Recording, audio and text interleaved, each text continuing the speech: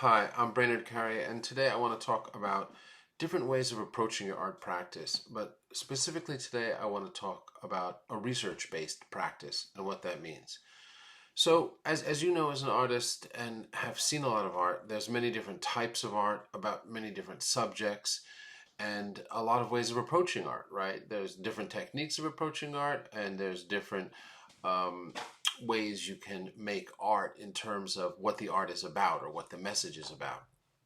Today, I want to talk about research based practices and what that means. This is something that's particularly popular in Europe, but also very much popular in the US, especially with artists coming out of universities and especially in biennials. And the reason it's probably so popular is because it allows the public to understand the art in a very different way, in a kind of way that allows the public to learn more about something specific. So let me give an example. A research-based art practice is a practice where you're about to make a body of work or a painting or a sculpture or a film or a drawing, whatever it is, a photograph, even a piece of music, and the art that you're about to make relates to a specific subject, a topic, and it explores that specific subject or topic. So this could be anything, right? You could pick something as mundane as urban development. How do cities get developed? What works? What doesn't work? Your art could then be landscapes, it could be photographs, it could be paintings, and the paintings that you make or the photographs that you take could be about aspects of a landscape that are developing and have perhaps developed in a way that doesn't work, or perhaps in a way that does work. So if you have a show of this work, of this research-based work, which you're saying perhaps is about urban development and where it's gone right and wrong, your art would not only stand on its own in terms of being a beautiful painting, photograph, or sculpture, but it would also have a message, a contemporary message about where we stand in our built environment. So to give a few other examples, and it could really be almost anything, right? Currently, things that are more popular as research based is, of course, issues and the topic of social justice. So if your work is about a displaced people, for example, whether it's in Europe or the United States, but people who have no home, a displaced people, people who have been exiled or ridiculed or in some way oppressed, the work could be about that, the history of these oppressed people. So again, regardless of what your medium is, you can be making work about this particular oppressed people. That enlightens the viewer to who these people are, what they're doing, and how they're managing their situation. Now, the work itself may not be obviously about that, but there is perhaps a text that goes along with it that explains to people a little more about what they're looking at. So there are more examples you could use. I'm talking about two contemporary examples just then. One about social justice or oppressed people. Another about urban development, just a kind of physical manifestation of government. But you could also pick any historic topic of the past. You could pick a philosophy from the past, a particular philosopher even. You could also pick a series of historical events or a historical event anytime in the past, and then make work about that historical event. You could say one research-based practice is things like Stations of the Cross, right? The kind of life of Jesus Christ, right? The stages that he went through to get to the cross, to be crucified. This is you could say a research-based practice in retrospect. Obviously, people have been making that kind of work, Stations of the Cross or the life of Jesus, for hundreds of years, and so that work initially wasn't considered research based. But if you were to do that now, if you were to kind of revise and take a fresh look at the Stations of the Cross or the life of Jesus Christ. You would be doing research and perhaps bringing a different message or a different light to it. Another example could be of an event, a calamitous event in history. It could be something like 9/11, right? The destruction of the World Trade Center towers, and a kind of colossal tragedy for the United States, and also a terrorist event.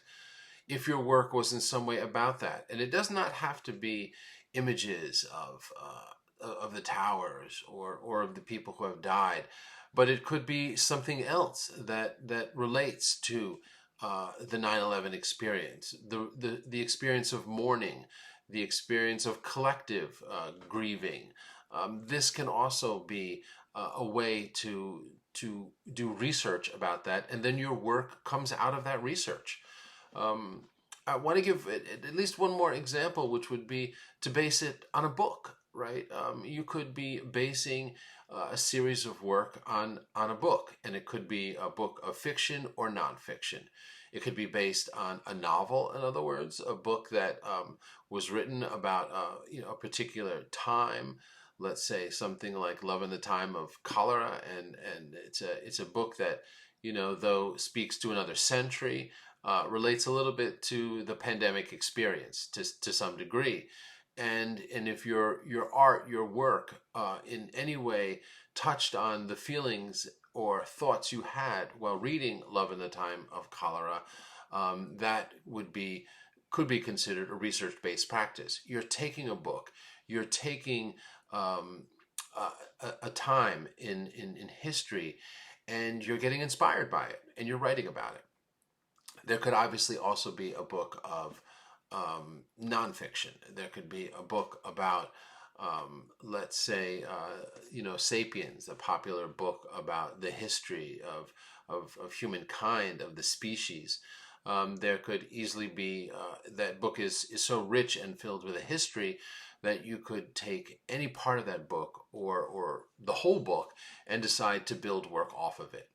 And again, this doesn't have to be something that's literal. You're not illustrating the book *Sapiens*, which is a book about condensed history of the human race.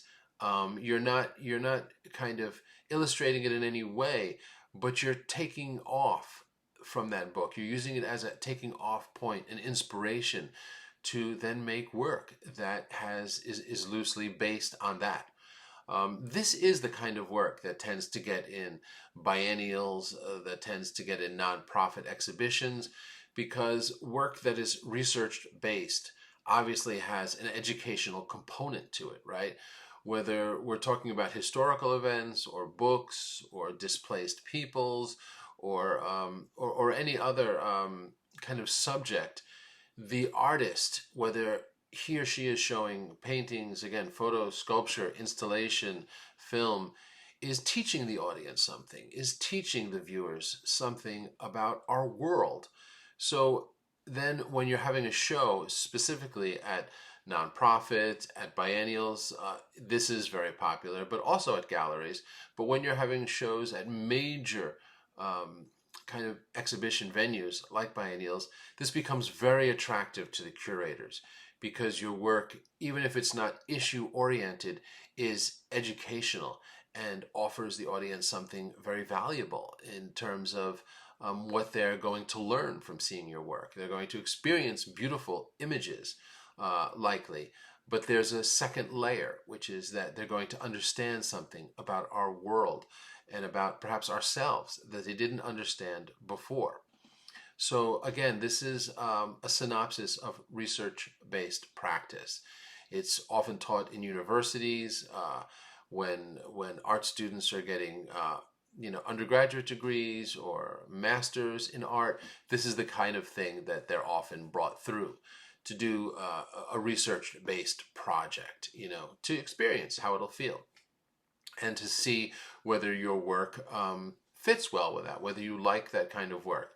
It also gives you a way to defend your work and explain your work, again, in a university setting. So as I'm saying, the reason I'm talking about this today is because the work you see in many biennials, in many major shows like the Venice Biennial, the Manifesta, Documenta, the Whitney Biennial, and many major shows around the world often have artists in them that are making research-based work, like I'm talking about. Um, and again, it allows the viewer, the audience, to learn something. And to be really clear, it does not mean that the message is directly implied in the work, right? It does not have to be directly implied. Um, but there has to be something you're working off of. It's an idea, a book, a story, an event, something in history. It could be, scientific exploration, any field at all you could be doing research in, any field, which is what's remarkable about the art world and the field of art. It's the one field you can bring any other field into. So, the sciences, literature, any other field can come into this, right? Any type of science, from astronomy to biology, and any other type of thinking in the world, from philosophy to fiction. So the idea of this is to anchor a body of work in a particular thought, in a particular research that has some basis in the world, from, again, fiction and nonfiction to all kinds of historical events, as I've been saying. So I hope this is helpful. It may give you a better understanding when you see work in major exhibitions, whether it's, again, biennials or huge nonprofit shows. It doesn't have to be a huge show, but just nonprofit shows whose goal is educational, as is museums, right? Museums' goals are educational. So while they may very often show just work that's beautiful on its own, more and more we see research-based artists that are showing work that has something to do with a particular time in history or a particular subject. And for the museum and these biennials, that's attractive for a number of reasons. One, it helps the viewer to learn something, but also other events can come from that. For example, you could have a panel discussion about the topic of your work. You could bring in other speakers. You can have workshops. These are all educational activities that allows the viewer to understand the art more. So I hope this is helpful. I don't want to belabor this too much, but I wanted to articulate what research-based artist practice is, and how you could experiment with one yourself. Again, based off a book, a story, an event that happened in history. But the more you can get into something that actually requires your research, looking up a subject and finding out information on a subject, and then finding a way to use either symbols or an accompanying text like an artist statement to describe some of your research and what you've learned, and how the work that you're showing in some way reflects that research. I hope this was interesting and helpful. I always look forward to your comments, and I wish you the best in your studio. Have a wonderful day whenever you're hearing this.